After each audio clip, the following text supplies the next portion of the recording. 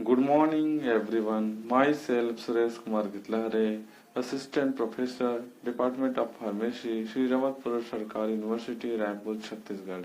Today, my topic is diabetes mellitus and diabetic diet. So, guys, let's start the introduction of diabetes mellitus is a metabolic disorder of glucose metabolism. It's characterized by hyperglycemia, glycosuria, hyperlipemia, and sometimes ketoanemia. Hyperglycaemia का मतलब होता है blood में glucose का level बढ़ जाना। Glycosuria का मतलब होता है यूरिन में शुगर लेवल का एबनॉर्मली बढ़ना। हाइपरलिपिमिया का मतलब होता है हमारे बॉडी में लिपिड का लेवल बढ़ना, कोलेस्ट्रॉल का लेवल बढ़ना। कीटोएनीमिया का मतलब होता है हमारे बॉडी में कीटोन बॉडी का फॉर्मेशन बढ़ना। अब आगे हम ये जानते हैं कि डायबिटीज मेलिटस के कितने टाइप्स होते हैं। मेजर 2 टाइप्स होते हैं diabetes mellitus, type 1 and type 2। Type 1 is called insulin-dependent diabetes mellitus and also called juvenile diabetes mellitus। Type 1 के केस में पेशेंट को इंसुलिन बाहर से लेना पड़ता है क्योंकि पेशेंट के शरीर में इंसुलिन हार्मोन नहीं बनता है। इसका मेजर कारण होता है पैंक्रियाटिक बीटा सेल का कम्प्लीटली डिस्ट्रॉय हो जाना, जिनकी वजह से इंसुलिन हार्मोन नहीं बन पाता है। इसलिए हमें इंसुलिन हार्मोन को बाहर से लेना पड़ता है, थ्रू इंजेक्शन के थ्रू अदर वेज।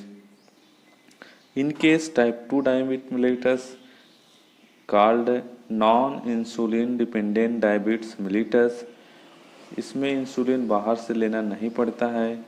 इसमें बीटा सेल पूरी तरीके से डैमेज नहीं होता है, इसमें मॉडरेट डिस्ट्रक्शन होता है या फिर इंसुलिन हार्मोन रिलीज तो हो रहा है लेकिन हमारा जो इंसुलिन का रिसेप्टार है वो इनसेंसिटिव हो जा रहा है, जिनकी वजह से ऐसा होता है। तो हमें इसको ट्रीट करने के लिए ओरल हाइपोग्लाइसेमिक एजेंट यूज़ करते हैं। अब कुछ रिस्क फैक्टर भी होते हैं जो डायबिटीज़ को बढ़ावा देते हैं, जिनमें आते हैं obesity, high cholesterol, high blood pressure, physical inactivity, family history of diabetes. Obesity means weight का बॉडी के हाइट के अकॉर्डिंग होना चाहिए, वेट बॉडी मास इंडेक्स के अकॉर्डिंग यदि वेट नहीं होता है, ज़रूरत से ज़्यादा हो जाता है, एक्सेस वेट हो जाता है तो हम उसको ओबेसिटी बोलते हैं। ये भी एक रिस्क फैक्टर हो सकते हैं डायबिटीज़ के। उच्च कोलेस्ट्रॉल हो सकते हैं, एलडीएल वीएलडीएल का लेवल सामान्य से बहुत ज़्यादा बढ़ना। ब्लड प्रेशर यदि बहुत ज़्यादा बढ़ा हुआ रहता है तो ये माना जाता है कि डायबिटीज़ और ब्लड प्रेशर या बीपी एक दूसरे के समरूप होते हैं। यदि किसी पर्सन को डायबिटीज़ है तो उनको बीपी होता ही होता है या हो सकता है, या उनको बीपी है तो डायबिटीज़ हो सकता है। फिजिकल इनएक्टिविटी, बॉडी का ज़्यादा मूवमेंट नहीं करना, इनएक्टिव रहना, ध्यान, योगा, मेडिटेशन, एक्सरसाइज नहीं करना, ये भी कारण हो सकते हैं। यदि किसी के फैमिली में हिस्ट्री रहा हो कि डायबिटीज़ होने का तो उनके नेक्स्ट जनरेशन को भी ये होने की संभावनाएं बहुत ज़्यादा बढ़ जाता है। डायबिटीज़ में हमारे बॉडी के साथ गलत क्या होता है। हमारे बॉडी में एक हार्मोन होता है जो एंडोक्राइन ग्लैंड जिसको कंट्रोल करता है, ये पैंक्रियाज के बीटा सेल से सीक्रेट होता है जिसको इंसुलिन बोलते हैं। ये क्या करता है, ग्लूकोज को हमारे बॉडी में न्यूट्रलाइज करने का काम करता है। जैसे ही हम फूड लेते हैं उसमें ग्लूकोज हमारे ब्लड में जाता है, तुरंत इंसुलिन हार्मोन रिलीज होकर ब्लड में आके तुरंत उसको न्यूट्रलाइज करने का काम करता है। यही नहीं कर पाने की वजह से ब्लड ग्लूकोज लेवल बढ़ जाता है डायबिटीज़ पेशेंट में। ग्लूकोज एक शुगर का ही फॉर्म होता है जो हमें एनर्जी प्रोवाइड कराता है। डायबिटीज़ में क्या क्या सिम्टम्स आते हैं। हाइपोग्लाइसेमिक सिम्टम और हाइपरग्लाइसेमिक सिम्टम, दो टाइप के सिम्टम बेसिकली देखा जाता है।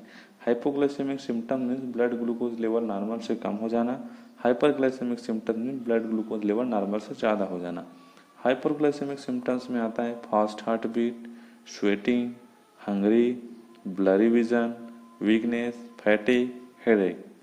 हार्ट बीट बढ़ जाता है, जल्दी जल्दी धड़कने लगता है, फास्ट हो जाता है, बार बार पसीना आता है, भूख लगने लगता है।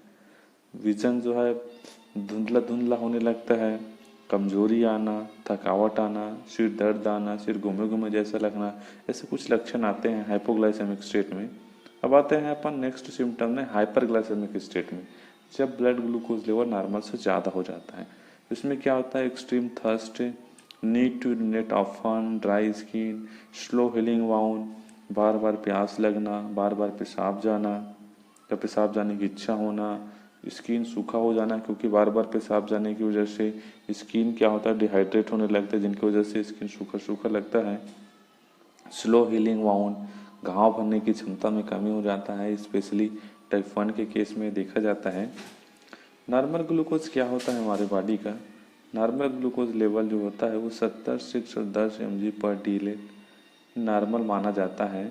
अगर यही लेवल 100 से 150 mg/dl हो जाता है तो इसको हम बोल सकते हैं डायबिटिक के सिम्टम्स आने शुरू हो जाएंगे उसको, या डायबिटिक की कैटेगरी में आ गया है वो पर्सन। अब यदि पर्सन डायबिटीज़ हो गया है या डायबिटिक उसमें सिम्टम्स आ रहे हैं तो उसको ट्रीटमेंट क्या क्या हम दे सकते हैं। तो इसमें अपन प्रॉपर डाइट है, एक्सरसाइज है, रेगुलर मॉनिटरिंग एंड मेडिकेशन है जिनको हम दे सकते हैं, उनको ट्रीट कर सकते हैं या कंट्रोल करने की कोशिश करते हैं whole life blood glucose level को। तो कुछ जैसे अपन डाइट की बात करेंगे तो कुछ फूड्स हैं जिनको अपन फ्रीली दे सकते हैं पेशेंट को, जिनमें आते हैं ग्रीन लीफी वेजिटेबल, जितने भी हरे पत्तेदार सब्जियां हैं उनको अपन दे सकते हैं। हाई फाइबर फूड्स में जैसे कि ओट्स हैं, वीट्स हैं, ब्रेन है, इनको अपन दे सकते हैं। लेमन है, ब्लैक कॉफ़ी है, ब्लैक टी है, विदाउट शुगर होना चाहिए या शुगर फ्री का इस्तेमाल कर सकते हैं। इसमें कुछ फूड्स हैं जिनको अपन मॉडरेटली अपन दे सकते हैं, फ्रीली तो नहीं दे सकते, कुछ रिस्ट्रिक्शन के साथ अपन मॉडरेट अमाउंट में अपन उसको दे सकते हैं, जिनमें आते हैं पल्सेस, कुछ दालें अपन दे सकते हैं, कुछ रूट्स एंड ट्यूबर्स वाले जितने भी आते हैं उनको दे सकते हैं, फ्रूट्स हैं नॉन स्वीट वेराइटीज़ की उनको दे सकते हैं, मिल्क प्रोडक्ट भी दे सकते हैं, लेकिन स्किम्ड होना चाहिए, जो स्पेशली डायबिटीज़ पेशेंट के लिए बनाया गया हो ऐसा प्रोडक्ट हम यूज़ कर सकते हैं। एग्स हम दे सकते हैं, लेकिन एग का जो पीला वाला भाग है उससे ज़्यादा फायदेमंद सफ़ेद वाला भाग होता है, वो लेना चाहिए डायबिटीज़ के केस में।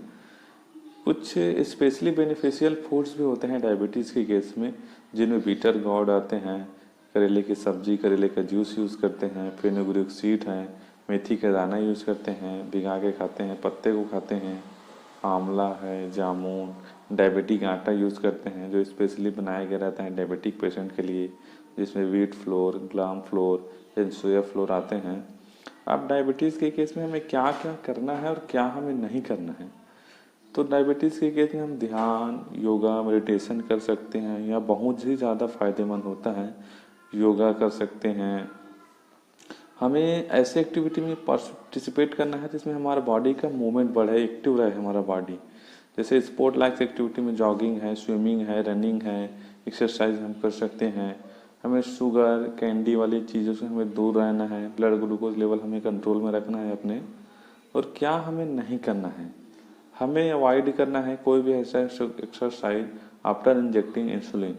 जैसे हम इंसुलिन हमारे बॉडी में इंजेक्ट कर लेते हैं in case of type 1 diabetes, तो हमें कोई भी एक्सरसाइज नहीं करना है, हमें ऐसा एक्सरसाइज बिल्कुल भी नहीं करना है, या कोई भी एक्सरसाइज नहीं करना है जो हमारा शुगर लेवल यदि हाई है, बढ़ा हुआ है, या डायबिटीज़ हमारे कंट्रोल में नहीं है तो हमें कोई भी एक्सरसाइज नहीं करना है, या कोई एक्सरसाइज करना भी है तो बिना डॉक्टर के या फिजिशियन के परामर्श के बिना हमें नहीं करना है।